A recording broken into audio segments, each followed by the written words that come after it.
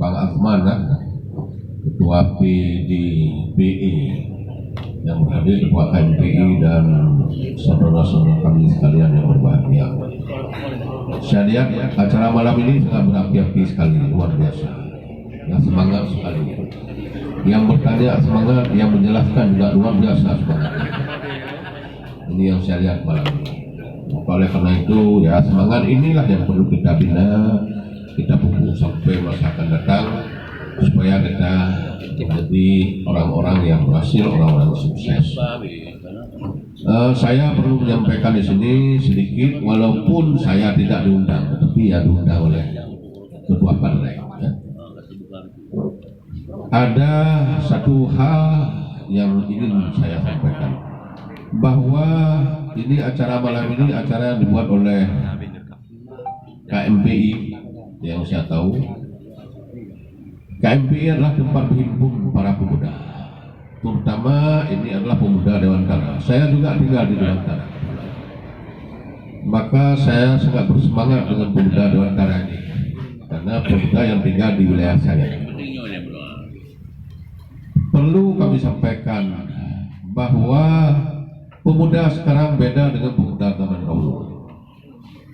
Kalau pemuda zaman dahulu pada saat memperjuangkan kemerdekaan sampai merdeka, tadi sudah disebutkan ya, ada Sumpah Pemuda yang berbahasa satu bahasa Indonesia, ingin mendirikan negara Republik Indonesia yang luar biasa.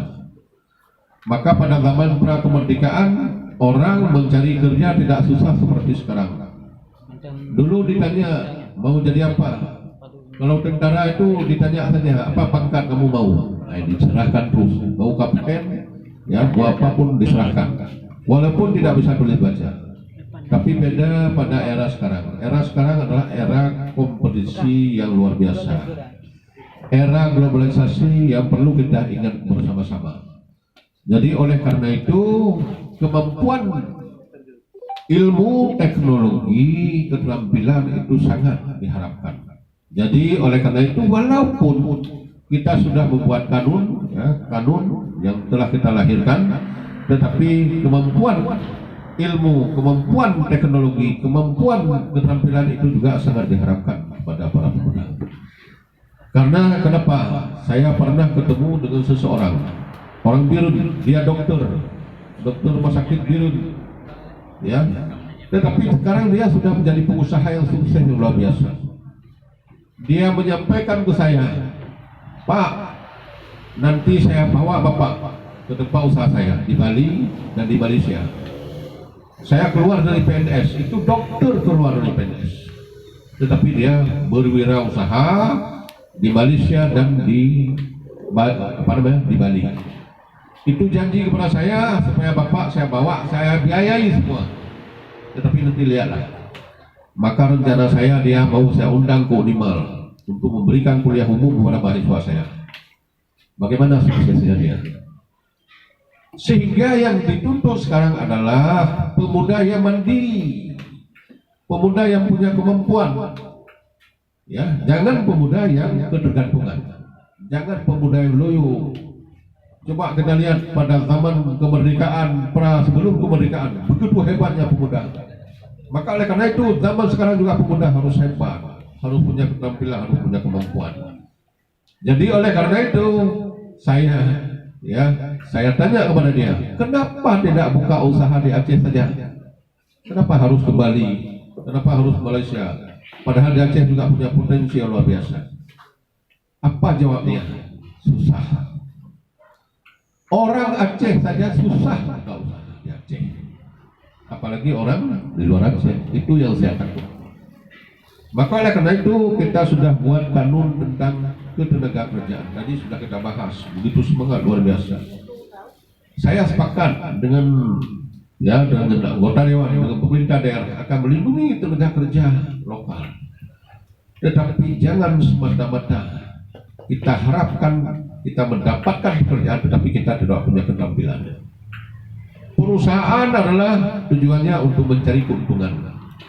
Apalagi kalau perusahaan asing, tentunya keterampilan, kemampuan ilmu itu sangat diharapkan.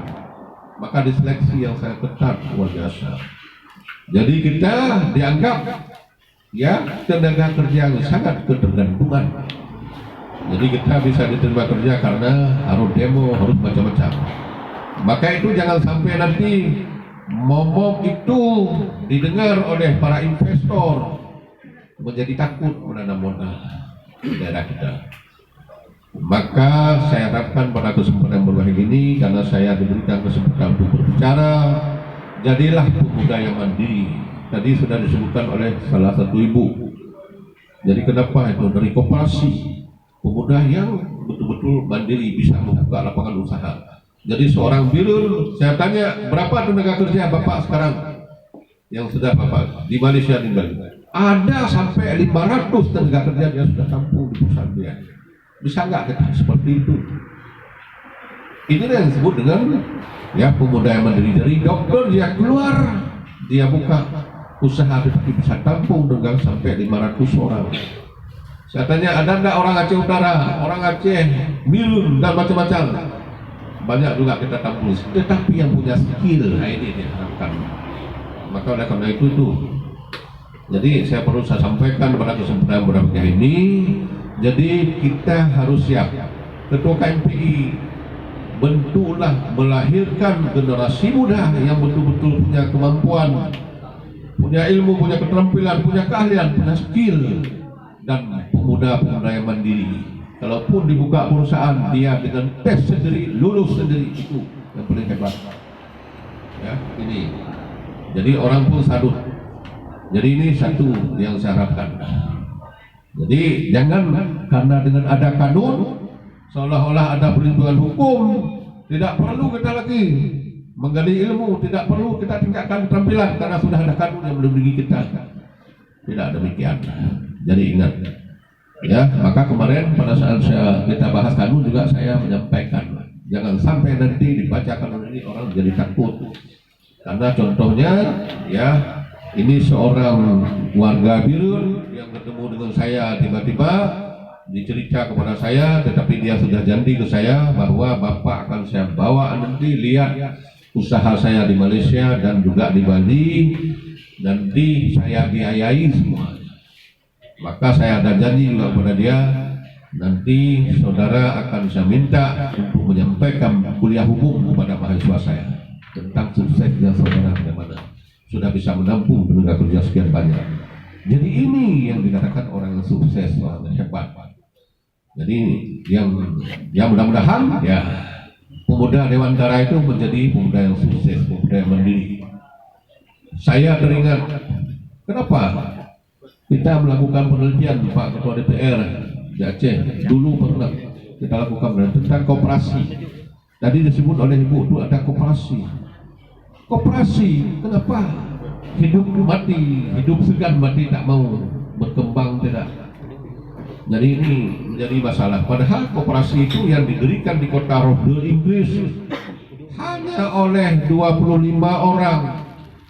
Karena orang-orang yang sebelumnya buruh tenaga kerja di perusahaan di Inggris dipecat. Kenapa? Kenapa dipecat? Sebenarnya bukan dipecat, diberhentikan pemutusan hubungan kerja. Kenapa? Karena perusahaan-perusahaan itu sudah menggunakan tenaga mesin semua, tidak lagi menggunakan tenaga manusia. Maka banyak tenaga kerja diberhentikan, mereka berkumpul, mengumpulkan uang 25 pound sterling pada saat itu, mendirikan koperasi. Tetapi koperasi di Inggris bisa mendirikan perusahaan di mana-mana, hebat luar biasa. Kenapa koperasi di Indonesia yang dipimpin oleh anak-anak bangsa, masyarakat di situ yang luar biasa. Tetapi koperasi benar-benar bangkrut, dikasih lagi modal bangkrut lagi. Jadi ini contoh. Mungkin juga ini ada Bapak Ketua DPR juga di sini ya. Kalau Pak Sanusi juga dulu ya, sudah lama berkiprah di DPR. Kita juga selalu melihat perusahaan-perusahaan daerah, ya, maaf catat, BUMD, padahal diharapkan juga memberikan support kepada pihak di daerah. Tetapi yang terjadi apa? Nah, ini padahal juga dipimpin oleh orang-orang kepala daerah. Maka oleh karena itu menjadi catatan bagi kita semua. Ya, jadi ilmu, keterampilan, kemampuan itu sangat penting untuk mengelola ya sebuah perusahaan, sebuah usaha supaya usaha itu menjadi sukses. Demikian juga ya, kalau dibuka perusahaan di Aceh Utara, orang menginvestasi modal, memberikan modal yang sangat luar biasa, tetapi yang diharapkan keuntungan itu bisa diraih apabila tenaga kerja itu memang orang-orang sukses, orang yang hebat. Nah ini perlu saya sampaikan pada forum yang berbahagia ini, karena saya tinggal di Dewan Tara, saya sangat bangga kepada pemuda Dewan Tara. Mudah-mudahan ke depan pemuda Dewan Tara menjadi pemuda yang mandiri dan hebat, yang punya keterampilan yang hebat. Sehingga kalau bekerja di perusahaan itu adalah perusahaan bisa menjadi maju, perusahaan lebih berbobot, kemudian juga menjadi meningkatkan pendapatan per kapita masyarakat yang kita harapkan. Yang kedua, yang perlu saya sampaikan di forum ini, kita sudah bahas kanun yang luar biasa. Tadi semangat luar biasa. Saya lihat banyak kanun yang sudah kita lahirkan. Pada saat pelaksanaan kanun itu kaluyu. Nah, ini yang jadi masalah. Tadi begitu semangat kita membahas kanun tentang narkoba. Sudah kita atur kaedah-kaedah di situ. Sudah masuk lagi ya berbagai masukan tadi. Mudah-mudahan kanun itu bisa eksis, bisa terlaksana dengan baik. Jangan sampai kita pada malam ini berkeboh babah luar biasa. Juga di Dewan berkeboh babah. Tetapi pada saat pelaksanaan kanun, bukan menurun narkoba, tetapi semakin hari semakin meningkat. Ditandai sebuah kanun sukses kalau narkoba itu adalah menurun. Bisa nggak? Harus kita jamin. Ya, yang sebenarnya perlu cekin kontrak Pak Ketua DPR, masing-masing cekin kontrak. Kami menjamin dengan kanun ini akan turun. Ya, untuk 1 bulan turun sekian, 2 bulan turun sekian narkoba. Bisa nggak? Saya takut itu juga jadi masalah. Maka kita harus komitmen.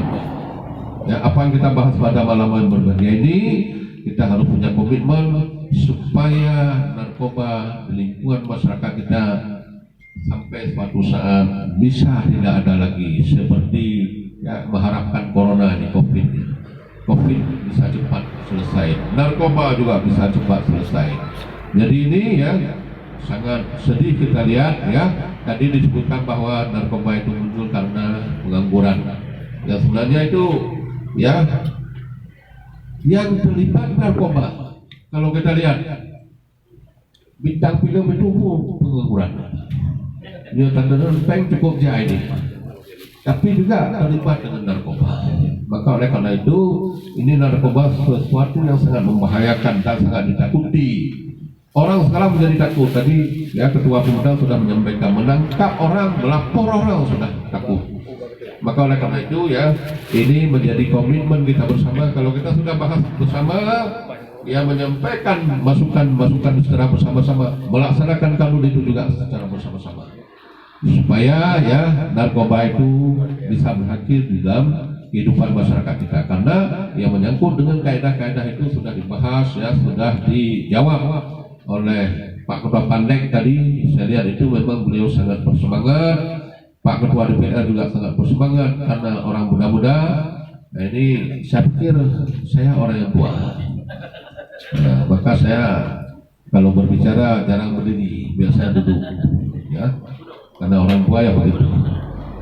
Jadi perlu saya cerita satu ya, anak muda orang Indonesia ketemu dengan saya di Thailand. Di Thailand. Dia sudah punya mobil di Thailand, armada untuk turis pariwisata itu 10 armada. Dia menjadi orang sukses di Thailand. Kemudian dia ditawarkan berbagai pekerjaan di sana. Tetapi yang dia tekuni apa? Adalah mendampingi turis-turis dari mancanegara, dari manapun. Saya tanya, apa kelebihan saudara? Kelebihan saya hanya bisa menguasai bahasa sebanyak 10 bahasa. Maka oleh karena itu berapapun saya ditawarkan bekerja di perusahaan-perusahaan di mana saya mengajar, saya tentu saya tolak semua. Tetapi saya menekuni hanya mendampingi turis-turis.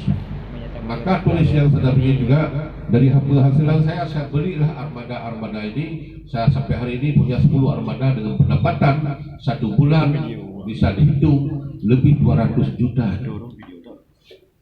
Bisa nggak pemuda-pemuda kita seperti itu? Itulah yang disebut dengan pemuda yang sukses. Maka oleh karena itu, ya, kita mengharapkan yang pertama adalah pemuda menjadi pemuda yang sukses, pemuda yang kemandirian, tidak ketergantungan kemanapun, pergi bisa hidup. Kemudian kedua, kanun yang sudah kita bahas, termasuk kanun tentang tenaga kerja, kanun apalagi narkoba, kanun-kanun lain, kita harus konsisten secara bersama-sama. Tidak mungkin pemerintah mengawasi sepenuhnya. Tadi kan sudah disampaikan. Kalau polisi di Dewantara cuma berapa tadi? 15 orang polisi. Desa mungkin berapa desa? 15 desa. Satu desa, satu polisi. Sanggupkah mengawasi seperti itu? Maka oleh karena itu peran masyarakat, peran keluarga, ya, peran semua. Kalau kita sudah menyatu padu, berperan bersama-sama untuk memberantas narkoba, insya Allah itu semua akan bisa kita laksanakan. Tetapi kalau kita masih bercerai-berai dengan harapan, semua itu tidak mungkin, ya. Apa yang kita bahas pada malam ini, di dalam kanun sudah kita buat hukum dan sebagainya, itu bisa terlaksana dengan baik, bisa selesai dengan baik. Maka oleh karena itu, kesuksesan itu kalau kita kembali kepada agama, bersatu teguh, bercerai pasti runtuh. Demikian juga kita harus mempersamakan persepsi, persamakan visi-misi, supaya bagaimana narkoba itu harus berakhir di tengah-tengah masyarakat kita, jangan sampai generasi yang akan datang, ya, generasi muda yang akan datang, generasi yang penuh dengan berbagai, ya, narkoba. Jadi jangan sampai menjadi generasi narkoba, tetapi bagaimana menjadi generasi yang sukses, yang Islami, ya, karena Aceh itu adalah Islami, ya, generasi yang baik budi, generasi yang beretika, generasi yang sukses di bangsa dan negara. Saya pikir itu yang dapat saya sampaikan. Sebagai terakhir, saya mohon maaf karena mungkin sudah menyita waktu, sudah larut malam, dan saya mohon maaf kalau ada kata-kata saya yang kurang berkenan. Dan sekali lagi saya mohon maaf dan saya akhiri. Wassalamualaikum warahmatullahi wabarakatuh.